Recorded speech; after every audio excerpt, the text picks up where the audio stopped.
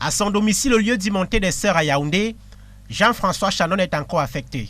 Le directeur de publication du quotidien Le Messager se souvient de sa privation de liberté.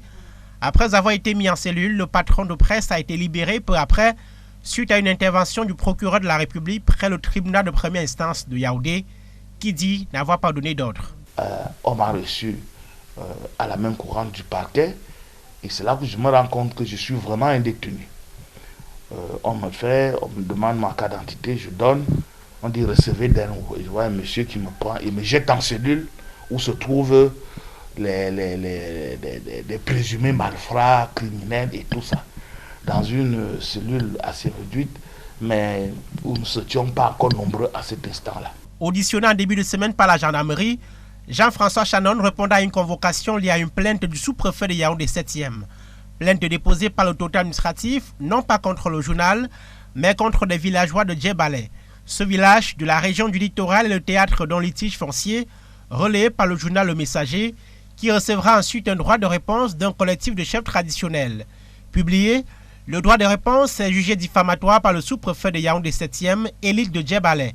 L'autorité porte plainte contre les ressortissants de son terroir et le responsable du quotidien Le Messager est convoqué. Les articles sont là, l'article en question est là.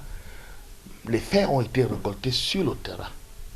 Les journalistes, l'équipe de reportage qui est allée à récolter les faits. Il y a une pétition qui existe.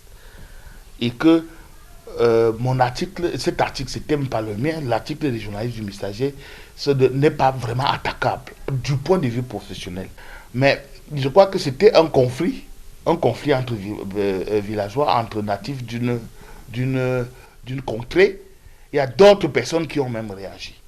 Et à ce moment-là, j'ai l'impression que c'est là où le problème a commencé.